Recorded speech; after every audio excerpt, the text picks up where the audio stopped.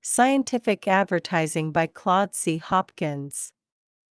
Chapter 7, Being Specific. Platitudes and generalities roll off the human understanding like water from a duck. They leave no impression whatever. Are at best simply claiming the expected. But superlatives of that sort are usually damaging. They suggest looseness of expression, a tendency to exaggerate, a carelessness truth. They lead readers to discount all the statements that you make. People recognize a certain license in selling talk as they do poetry. A man may say, supreme in quality without seeming a liar, though one may know that the other brands are equally as good. One expects a salesman to put his best foot forward and excuses some exaggeration born of enthusiasm. But just for that reason general statements count for little. And a man inclined to superlatives must expect that his every statement will be taken with some caution. But a man who makes a specific claim is either telling the truth or a lie. People do not expect an advertiser to lie. They know that he can't lie in the best mediums. The growing respect in advertising has largely come through a growing regard for its truth. So a definite statement is usually accepted. Actual figures are not generally discounted. Specific facts, when stated, have their full weight and effect. This is very important to consider in written or personal salesmanship. The weight of an argument may often be multiplied by making it specific. Say that a tungsten lamp gives more light than a carbon and you leave some doubt. Say it gives 3 1/3 times the light and people realize that you have made tests and comparisons.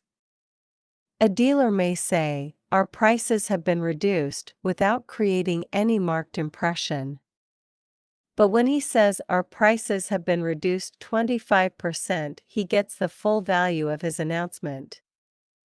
A mail-order advertiser sold women's clothing to people of the poorer classes. His rivals all copied that.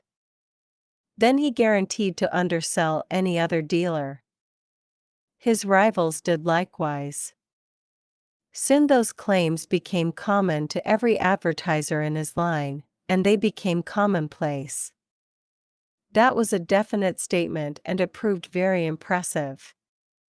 With their volume of business it was evident that their prices must be minimum. No one could be expected to do business on less than 3%. The next year their business made a sensational increase. At one time in the automobile business there was a general impression that profits were excessive. Then he cited actual costs on the hidden costs of a $1,500 car. They amounted to $735, without including anything one could easily see. This advertiser made a great success along those lines at that time. Shaving soaps have long been advertised: abundant lather, does not dry on the face, acts quickly, etc. One advertiser had as good a chance as another to impress those claims. Then a new maker came into the field. It was a tremendously difficult field, for every customer had to be taken from someone else. He stated specific facts. Perhaps never in advertising has there been a quicker and greater success in an equally difficult field. Makers of safety razors have long advertised quick shaves. One maker advertised a 78-second shave. That was definite. It indicated actual tests. That man at once made a sensational advance in his sales. The claim made no impression. The bigger the type used, the bigger the folly. After millions had been spent to impress a platitude, one brewer pictured a plate glass room where beer was cooled in filtered air. He pictured a filter of white wood pulp through which every drop was cleared. He told how bottles were washed 4 times by machinery. How he went down 4,000 feet for pure water. How 1,018 experiments had been made to attain a yeast to give beer that matchless flavor. And how all the yeast was forever made from that adopted mother cell. All claims were such as any brewer might have made. They were mere essentials in ordinary brewing. Used the world over is a very elastic claim. Then one advertiser said, used by the peoples of 52 nations, and many another has followed. One statement may take as much room as another, yet a definite statement be many times as effective. The difference is vast.